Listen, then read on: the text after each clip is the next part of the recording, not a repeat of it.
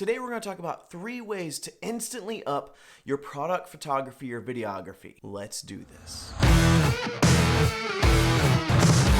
So about a month ago, I posted a video as almost like a promo for my Helios 442 review, and it got a lot of comments asking about my lighting setup and what I did to get that effect. And so I thought, let's make a video out of it. But instead of doing a video just on how to get dramatic lighting in your product photography or videography, I felt like it'd be a good idea to actually talk about a few tips that will in general help your product photography or videography. So that's what we're doing here today. And at the end of the video, we'll kind of talk about how I got that effect on that Helios 442 video. So definitely stick around to the end. The first tip I'm going to mention to get better product photography or videography is to introduce macro shots. With a lot of products, you can get good photos, good video without a macro lens, but when you want to punch into those details, those small details on that product, getting a good macro shot is going to really just up that game. Now you may say, I don't want to necessarily buy a $300 to $400 macro lens just to get a couple of cool shots about a product. Well, lucky for you, I just did a review a few weeks ago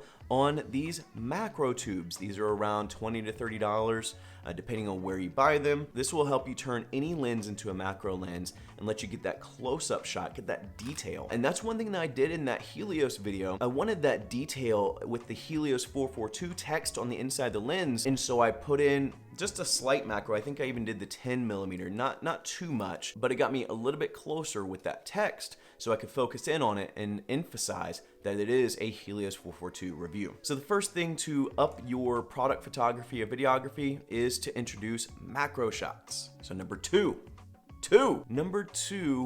is kind of a combination. I wanted to give something to my videography or filmmaking people as well as my photography people, so I kind of combine this one, and that is simply angles and motion. With photography, you may not get a ton of motion. Now you could potentially do like a long exposure shot, and that would be kind of cool. But with your video, introducing motion is going to kind of help give it a little bit of character, give it a little less staleness, introducing things like a gimbal, introducing maybe even a monopod, or one thing that I've been using lately is a slider. And the slider that I'm using is fairly inexpensive. It's around $40 to $45.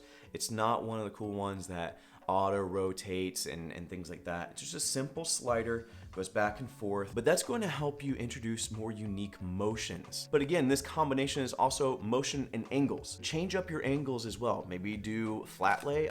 There was a month period where I was just into flat lay product photography, and I was just like, this is my jam, flat lay.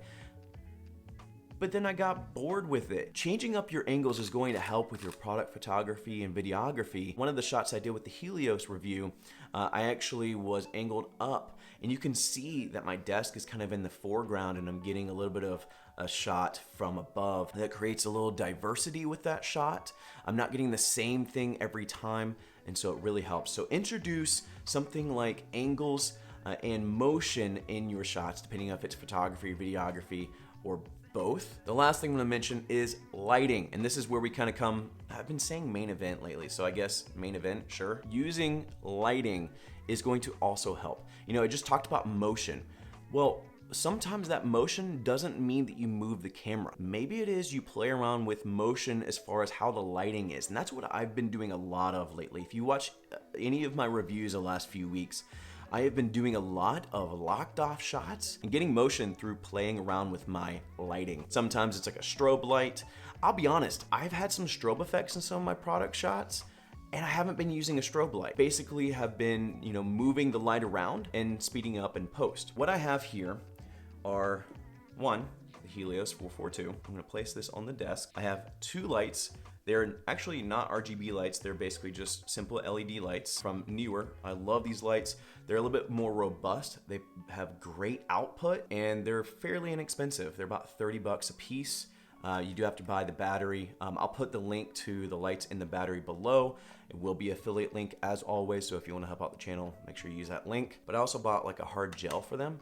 So I have one that's blue, one that is like purple pink. You want to turn off all your lights, key lights, accent lights, everything. You basically want your 2 LED lights to be the only light in the shot, or the only lights you're using. With that being said, I'm gonna turn these on. I'm sorry. So I have my my blue and my purple pink. All I did in that shot was just rotate the lights around the Helios. In that shot, it was kind of an error. I was trying to readjust something, so I put them down. And then when I put them down, it kind of shot over a little bit of light onto the Helios, and then I picked them back up and started doing it again. But what I did is actually in post, I sped up the entire first part of that shot and did like a speed ramp. And then when it got to the point after I placed them down, I slowed down the footage. And that's why you'll notice at first it's really fast and really stroby. And then what I did is I had another shot where the Helios was laying on the side. All I did was go back and forth with the light. After that, in post, I just used a blending effect to blend it in with the first shot and then just put my logo at the end. I went over to Epidemic Sound, found what may look cool with it, and just put it all together. And that's what made that video. So very simple, very easy. Honestly, you don't even probably need these LED lights. You probably could do it with your phone or like a flashlight. And so getting creative with the lighting is really all I'd recommend there. In some of my later videos, I've actually started to use these shelf lights, which I'm going to be hopefully doing a review on here soon, just for video lighting. But they have a strobe effect. And so that has allowed me to get a little bit more dramatic effect in my product shots. But I'll be completely honest, all this comes down to just try something new. That video was intended to be an experiment. Me experimenting with lighting and blending. And so I had no intentions of making that promo video the way that I did and using it for production. I can't stress enough. Try new things. Don't be afraid to venture out when you're trying to get unique shots for product photography, videography, and hopefully these tips will help you do so. So that's it for me. I hope this has been helpful. If you enjoyed this video, give it a like. Let me know what are some things that you do with your product photography, videography to kind of just make it stand out, make it unique.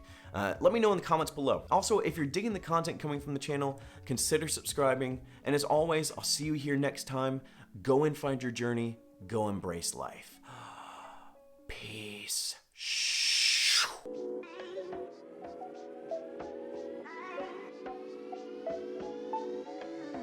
It is October, so officially Halloween. So as soon as I finish up this video, we're gonna go put up some Halloween decorations. We've got one this year I'm super pumped on. It's like a huge skeleton of a bat, and I've got a strobe light to flash up on it. We're gonna put it on the gate of our fence and some spider webs. I love Halloween. I love October. Not to mention it's my birthday next week. So I hope you guys have a great week. Stay hungry. I don't know why I felt like I needed to say that.